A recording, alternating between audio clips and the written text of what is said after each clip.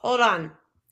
Oh, I like the start of this show. We should have done that. We should have had a conversation with each other, but not see each other. I'm out of practice. What just happened? I bet it's software updates for 2026. This software did update quite a bit, and it's actually about to switch names too. I'm gonna have to redo all of our. This show is very automated, and so I'm gonna have to redo all of our automations. I'm a little annoyed with it, but it's For the fine. audience, how many shows do you do? How many podcasts do you do, and do you do it all on this platform?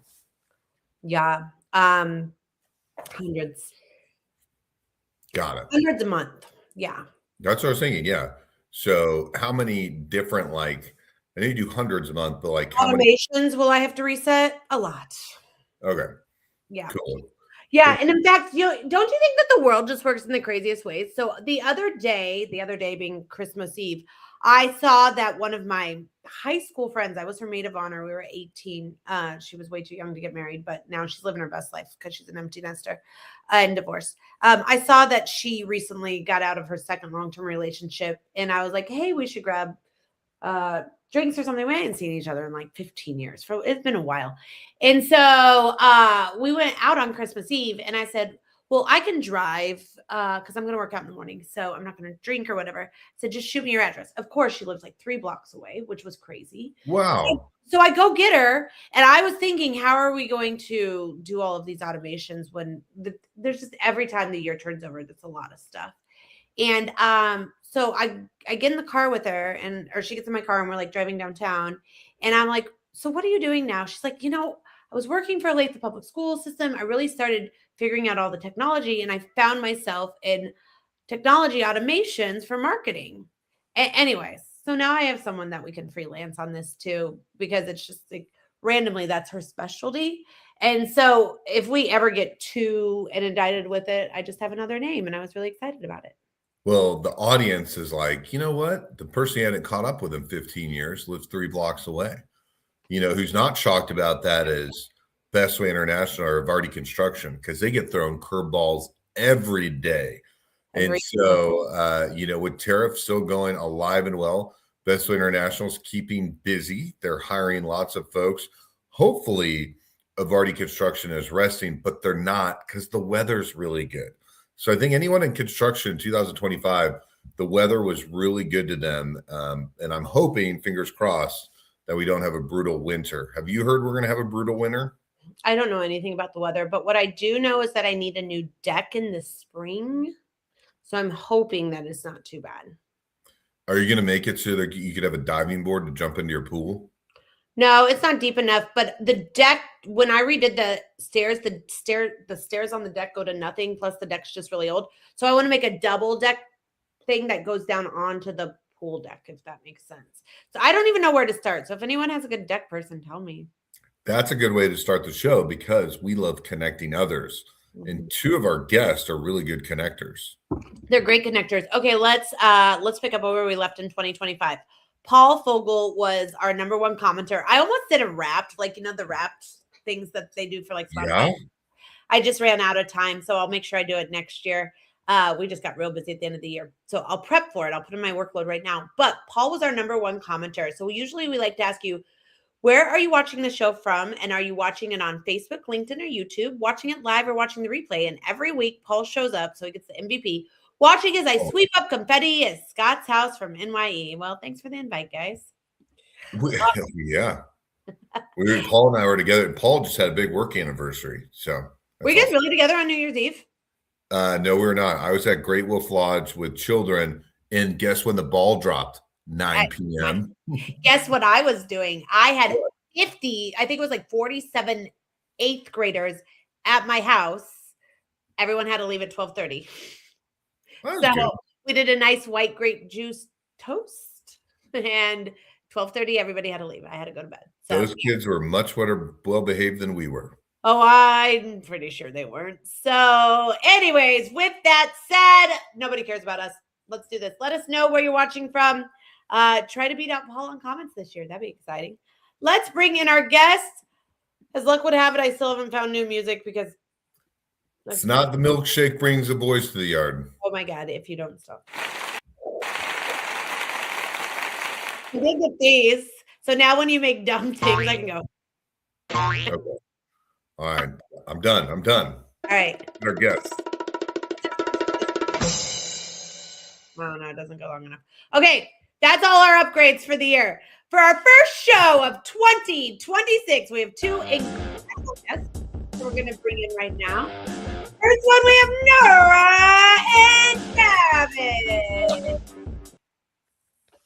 Hi, guys. Welcome to the show. Are you guys so excited that I have this noise for Scott's jokes when he tells them? So excited. And I love these new background effects, Aaron. They sound great. Very exciting. Well, I think I might have a lot of fun with them this year. It says, I just saw this thing that says I can even purchase more. So, okay. With that said, we are just going to jump right in. We do not have the timer today. So just remember, you're not the only one on the show. Noorah, who are you? What do you do? And how do you get to Kansas City? Okay, who am I? I am a middle-aged lady just navigating life and loving this human experience. So that's who I am at my core. Professionally, I am a former corporate talent acquisition and HR leader, turned nervous system practitioner, energist, and intuitive coach. So it's vastly different what I'm doing at this time this year compared to last year at this time. So still have my recruiting business, but really have dove into more energetics and my energy healing practice, Palm and Light. And what brought me to Kansas City? I went to K-State. I grew up in Manhattan, went to K-State, graduated from K-State, moved to Kansas City in 2004, relocated to Dallas for about a year for work, and then work brought me back here to Kansas City. And that's just a little bit about me. So can you tell us a little bit more about both of your businesses and why you love those businesses?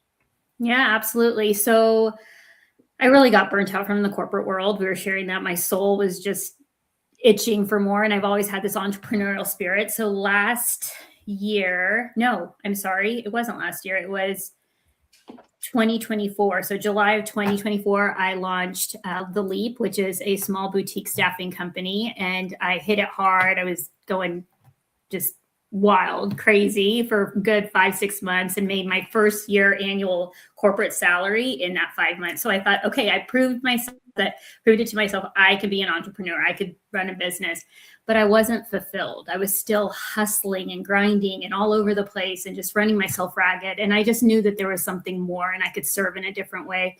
Well, I started receiving energy work 5 years ago when I started my healing journey. And I know how transformative it's been for me. So last year, I just kind of sat in this like unknown from January to March. I just didn't know what the heck I was going to do.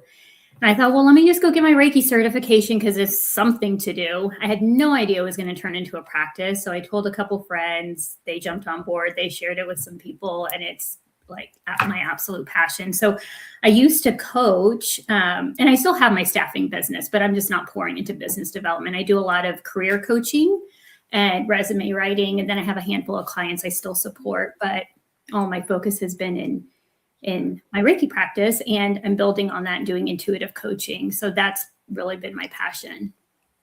Do any of them crossover? From staffing to my, like any of your businesses crossover? I would say probably 80% of my folks have, I was in staffing, like I mentioned, in talent acquisition and HR for almost close to 2 decades. So I have built a pretty solid network that I'm so grateful for here in Kansas City, and just started tapping into my network. I'm like, hey, this is what I would really love to introduce you to. And they're like, Noorah, this is what you've always been supposed to do. So it's still working with people. It's always been about the people for me. So I'm just serving in a way that also feels fulfilling for me and help. I feel like can't be the best leader until you're working on yourself and what's going on internally, and providing that safe and confidential space to be able to do that for people to do that. So absolutely. I love that. All right, Travis, who are you? What do you do? And how do you get to Kansas City? All right, fantastic. So I'll piggyback up Noorah. I'm just a middle-aged guy living my life. I got to Kansas City. I'll go that way. I got to Kansas City about 17 years ago. I just newly been married, met my wife in Springfield, Missouri, where we both went to college. I grew up in a small community until I was in the big city. And then we got married like 2000, I should know what year, we got married in 2007. And we're like, well, I don't know, what should we do? Are we going to put our roots down here? My wife's family was from down there. We're like, well, let's just see if, if God had something better planned for us. And so we just both applied for some jobs in KC and both got really good opportunities that were like pretty good career moves for us to move up here. So we moved up here in 2009. In 2016, I got tired of working for other architects and decided that I should probably do it on my own. So I started my company in 2016, and it was kind of like various iterations of like, I had a full-time job, so it's a side hustle for a couple of years. And then 2017, I quit my full-time job and had a part-time job. And then in 2020, I was able to quit all my other jobs and just have the one job. So Veritas Architecture and Design is the name of my company. And so that's kind of what I do on a day-to-day basis. It keeps me pretty busy. It's not as 2020. I mean, like 16, 2020. Yeah, it depends on when you say the birth of the company actually is. According to my little piece of paper from the Secretary of State's office, it's 2016, but we didn't have any employees until 2020. I met you in 2020. I thought you had just been in business a lot longer. Well, I'm not Could going have to been the mustache. It should have been the mustache. What was Yeah. COVID? That's why I like really remember it. Yeah. Now, like Shark Tank here, walk us through because you've had good growth. And Yeah. so 2020, does it grow 20%? 2021, does it grow 50%? Kind of walk us through it. Yeah, that's great. Yeah, so 2019 was actually a really big year. And it was just me on my own. So I had a killer year in 2019. And I'm like, oh, I guess I actually know what I'm doing. 2020 was kind of crazy, obviously for lots of reasons. And so in 2020, our growth went down quite a bit. But then really from 2020 year after year, it's been a really, really strong growth pattern. We've got 15 employees as of right now. So again, 2020, there was one, hired my first employee in September 2020. And then from 2020 to 21, annual revenue doubled. And then it increased half again as much in 22, and then almost doubled again between 22 and 23, and then half again as much. And then we just completed our numbers for 25, and it was over half again as much. So it's been really good growth. Where in 2020 we had about $200,000 in revenue, and we're up over $3 million now. So it's been really, really good. Good team helping us, make those steps. So Erin was talking a little bit about she hired someone, she's training them. For you, how's that process every time you hire new employees? Do you try to approach it differently every time? Do you learn, or how does that go? I hope I learn. That's a great question. I try to learn. I'm always trying to learn, right? No, it's funny. We hired 3 people in the last 45 days. We've got 3 new employees. And so I've been trying to learn like really fast. And we actually have had some conversations just today with some of my other leadership folks about are we doing a good job onboarding these people? How can we do this better?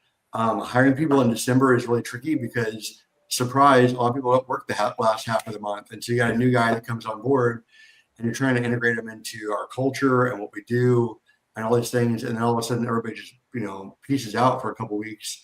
And you're like, oh crap, we gave this guy a horrible onboarding experience. How do we do that? How do we do that better? And so I think the answer is, yeah, we're trying to learn. Culture is super important for us. Architecture firms have a really awful culture in general. And so we try to buck that. And so whenever we don't start off with a good integration of our culture with our new guys, it makes me sad inside because it's kind of not what we're about. So try and get better at that. But really try to make sure that they understand culture first, and we can figure out all the rest later on. That's great. We need to talk on here for you, Scott. You just dragged this one question out the whole time, probably. I did. I was just about to. Next one. So, Noorah, what was the most pivotal point in your career? Yeah, I think the most pivotal point was where I was at last year. Just getting in just the programming and conditioning I had in my mind of this is all I've known. Recruiting's all I know. I don't know what else I'm supposed to do, to no, there are skills that we build over time that can transition, and just really listening and going inward. And like I said, last year at this time, I had to disconnect from the noise. I quit going to networking events. I got off of all social media, and I just went inward. And I, was really reflecting, and essentially the work that I do now is nervous system regulation. And so I really needed to tap into my own nervous system and listen and get it to a place of balance and healing. And I had been doing that work, right? But I was still in corporate, and I was still in hustle mode and all of that. So I needed to take that time to really disconnect. And it just came to me one day. I started meditating. I had been meditating for a while, but it was more consistently during those 3 months. And I got up one day and I'm like, I know what I'm going to do. I'm going to go get my Reiki certification, and I may open up a practice. I may not, but I'm just going to go do that for fun. And all of a sudden I was Noorah, the recruiter, what everyone's known me to be here in Kansas City and in Dallas, to now I'm an energist and recruiter. I mean, like, we can be different things. It's like our title doesn't define us, right? So, just diving into this work even deeper. And it was, like I said earlier, it always all goes back to the individual and working with people. So there's, in a sense, it's like I'm still working with people. So I'm taking everything I learned from my corporate days, all the coaching I was doing, career coaching, and really translating it. And really, I was doing this work the entire time I was in corporate. So just the pivot from the traditional title and the corporate world to, then I had my business, my recruiting business, and saying, I'm walking away from recruiting. I still have the company, but I'm not investing my time and attention in that. And this is the direction I'm going to go. So that's been really big. It's you're redefining who you are and rebranding yourself. And that's been fun. So since I went a little longer on the other question, Travis, what was the most pivotal point in your career? So I'll give two quickly. So one, it's just a decision to go out on my own, right? But in 2016, when I filed that paperwork, I was invited to a poker game, and it was a pivotal poker game in my history. This is where I met Scott Havens. But I didn't just meet Scott Havens. I met, so my good friend Joe Oliero invited me to this game. I had just started this company. I literally had my business cards expedited, so I would have them to go to this poker game. So it's at Brandon Besner's place. Andrew Brain's there. Jason Carter Solomon's there. Russell Pearson's there. All these guys are pivotal people for me to know early on in my career. Just happened to be at this game. So it's super serendipitous. Always big shout out to Joe for inviting me to that game.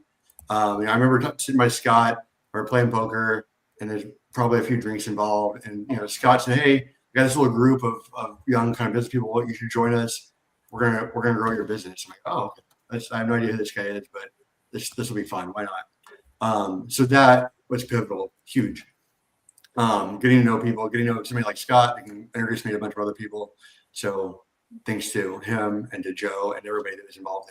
Did a bunch of work from that poker table. Next one was really in 2022.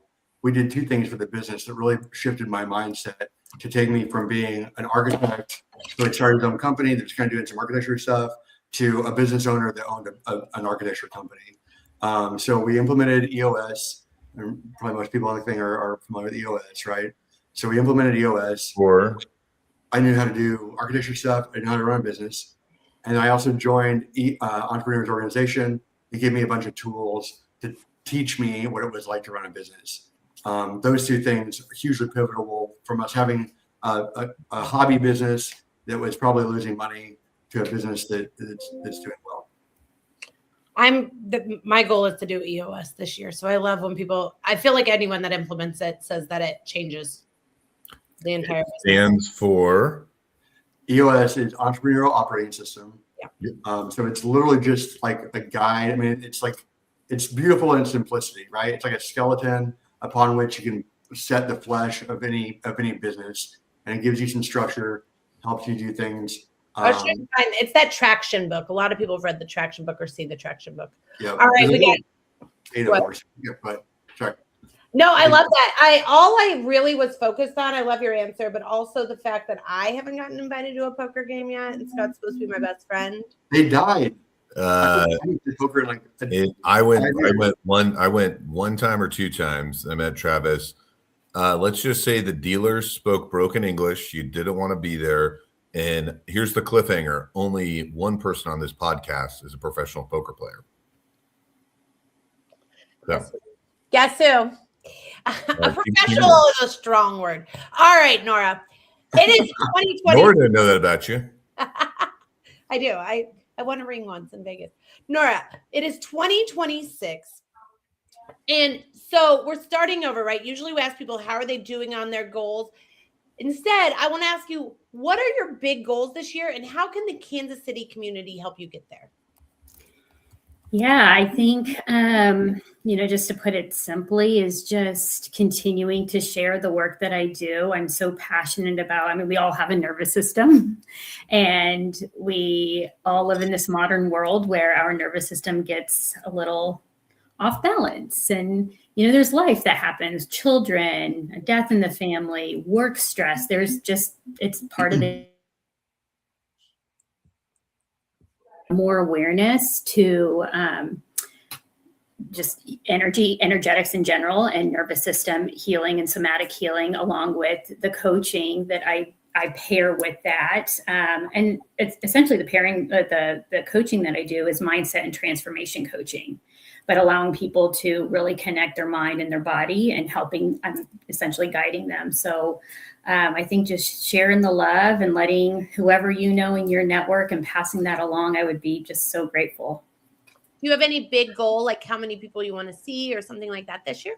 No, I haven't necessarily. I think some of the stuff that I've been putting out there is doing more workshops, and there are a few individuals that I'm looking at partnering with. So maybe doing something on a larger scale for group settings. But I really like the one-on-one individual sessions, and I'm not really putting a number on how many people I necessarily want to see. I just trust that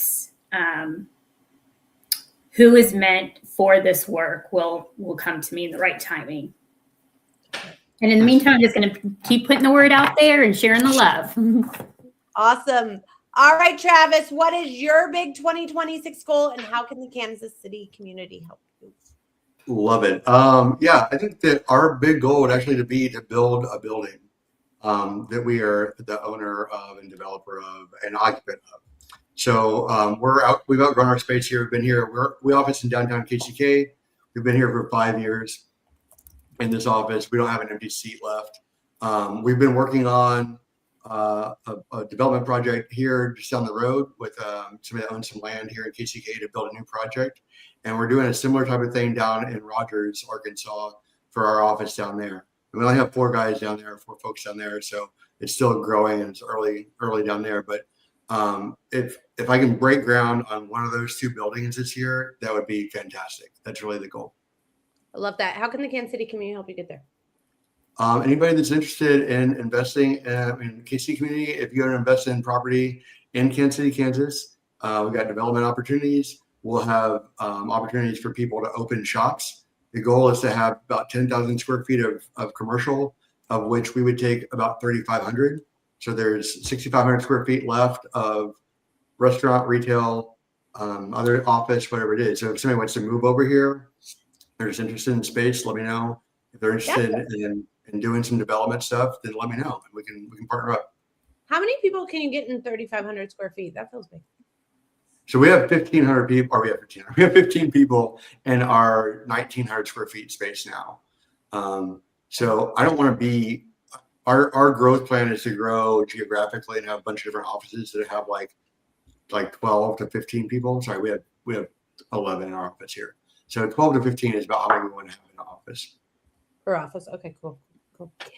Well, Fred says this is a great lineup. Thank you for tuning in, Fred. Hey, Fred. Hey, Scott. We're gonna end like this because we got a couple minutes. What is your big 2026 goal? I was rushing because I thought I was off time. I thought you would discipline me after this Well, would be next. if we would have kept going the way you were going, we would have all been here all week. So my big goals are, instead of working out 4 days a week, trying to work out 5 or 6, and then also giving myself a curfew on eating. And then if I socialize, also trying to go home earlier, just trying to sleep better. What about yourself, Aaron? What are your Any goals? business goals? What? No business goals? I did it. I do business development 24/7. So that's just I got nothing better to do. It's the only thing I'm good at. So business is good. My goal is the new business 2 million by the end of the year. How much a month? That'll be 167,000 recurring revenue a month. That's right. So that's right. And what? How many milkshakes are you gonna eat this year, or maybe prepare for others, or maybe one? How many milkshakes for others, Aaron? You know what? I did my goals so strategically that I know that means I need to do 10 meetings a month based off our closing and our churn to hit that. So bring on 3 clients a month. So yeah, I've got this nailed down. You didn't even need EOS. What? You didn't even need EOS. You're already so structured. I need EOS. I think my new operations guy thinks that. Here's the thing, Noorah, is it best to connect with you on LinkedIn? Yeah, my email and numbers on LinkedIn. I'm always on LinkedIn. So yeah, great. My website's just about completed. So I'm gonna be blasting that out here soon. How about you, Travis? Where's the best place to connect? Yeah, that's fine. LinkedIn's good. My website has got some pretty pictures of stuff, and you can see our team, a little bit about us. So www.veritas-ad.com. If you want to check out our website, it is a little bit out of date, or needs to be new pretty pictures up there. But if you want to connect with me, then connect on LinkedIn. Reach out. I'll respond. I'm pretty open. Pretty good on LinkedIn. Awesome. Well, thank you for tuning into the first show of the year. Thank you to our sponsor, Bestway International. Thank you, Scott, for being the best co-host for the 6th year in a row. We will see you same time, same place next week. Have a great 2026. Thank you. See ya.